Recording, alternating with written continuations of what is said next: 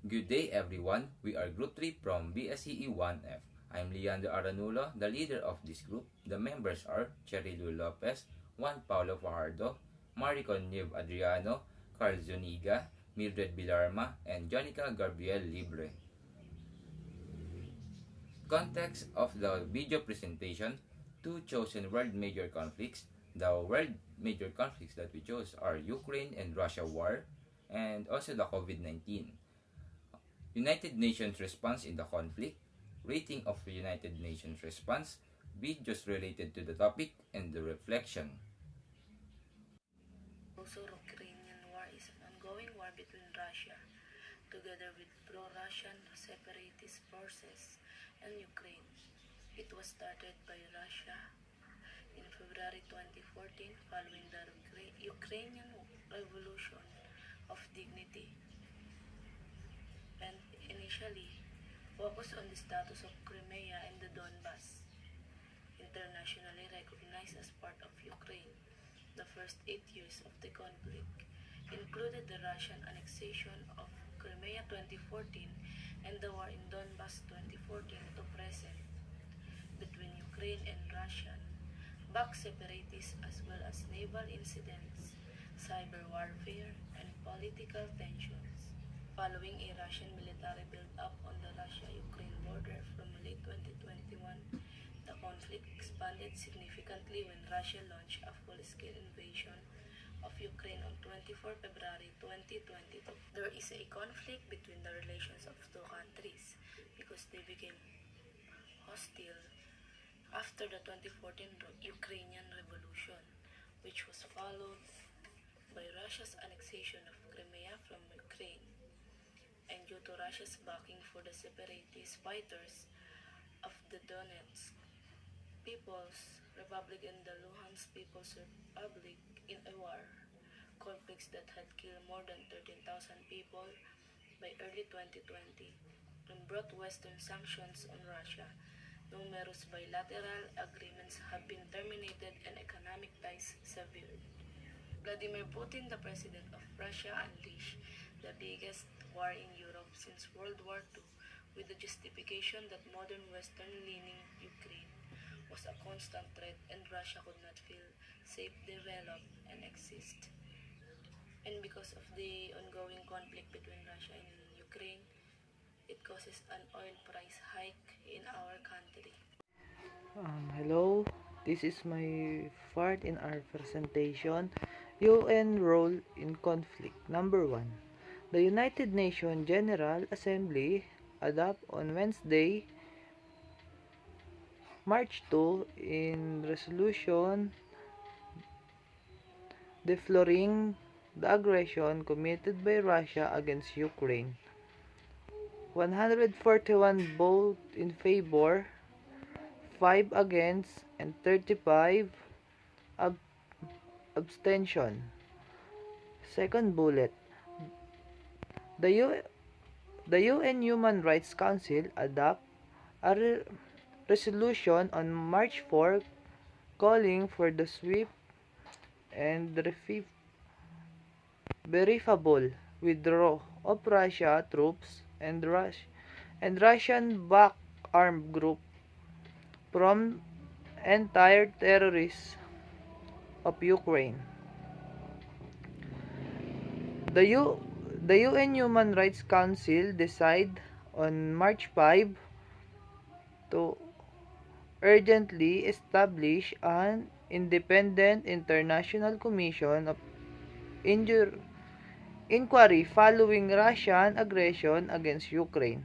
On March 6, International Court of Justice ordered Russia to immediately suspend its military operation in Ukraine.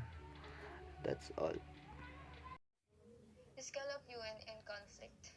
Mechanism for managing the global effect of unexpected shock, pandemic, classical war, or natural disaster on the informational economy. The COVID-19 outbreak is the first global pandemic to be caused by a coronavirus, leading to the crisis with considerable losses in terms of health, but also too much of global economy with high social cost.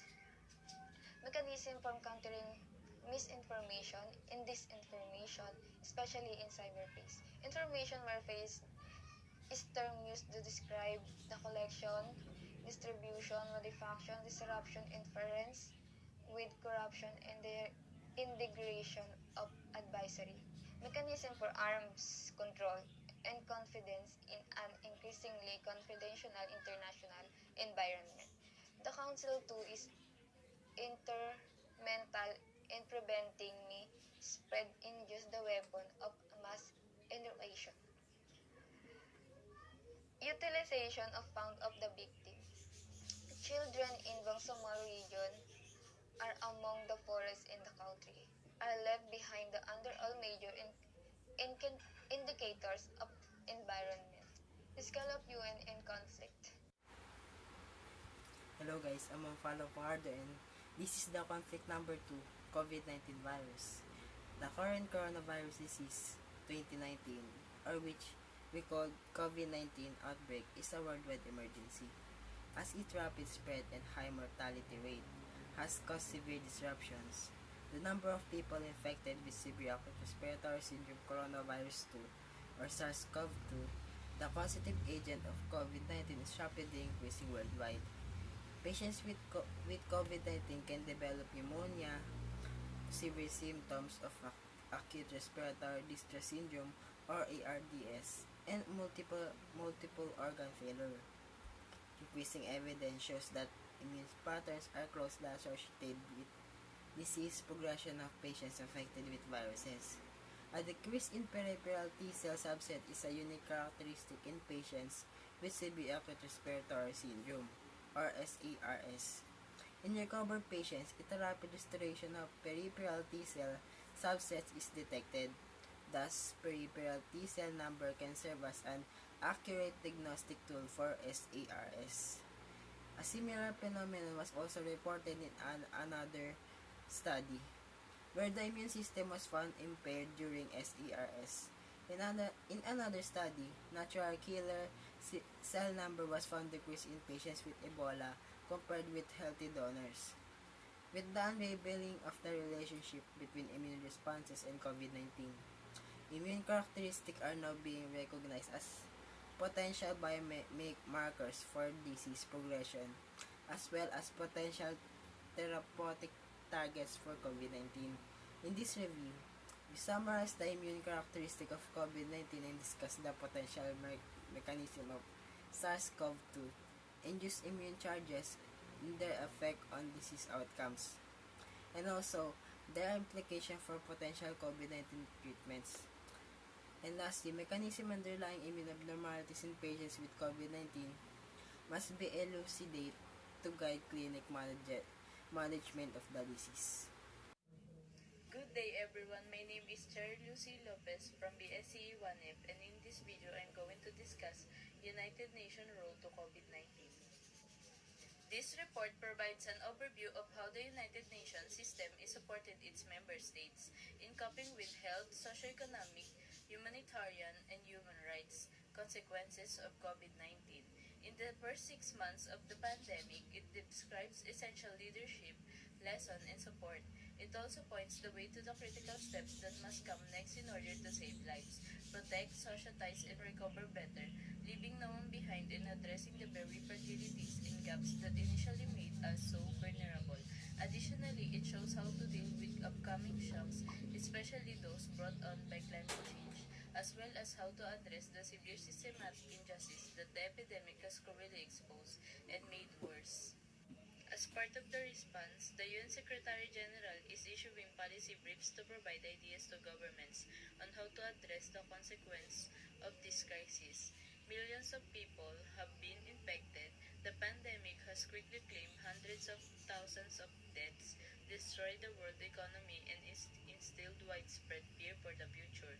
The United Nations mobilized quickly and completely, taking the lead in the global health response, continuing to provide life-saving humanitarian aid, setting up tools for quick responses to the socio-economic impact, and putting out a wide policy agenda for action on all fronts. Additionally, it has offered operational help to international partners and government.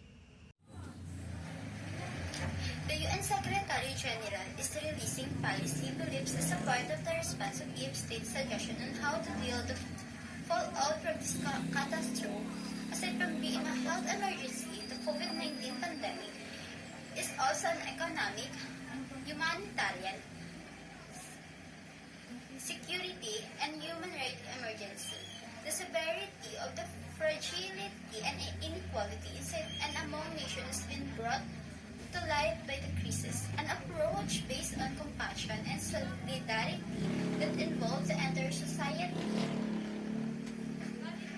entire government, and entire world will be necessary to get through this catastrophe. This is the reflections of those topics or conflicts. Our response here is contingent on your definition of global administration because our definitions may differ.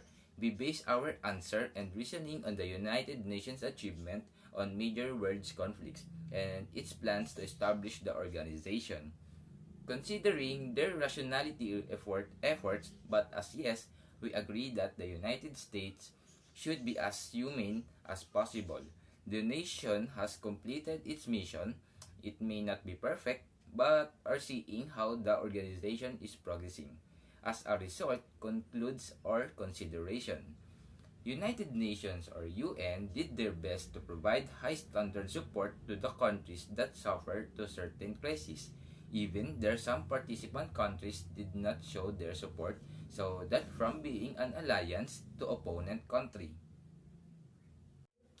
This is the video link that may help you to understand more about the Ukraine and Russia war and also about the COVID-19 virus. I hope you learned a lot from this video and thank you for watching.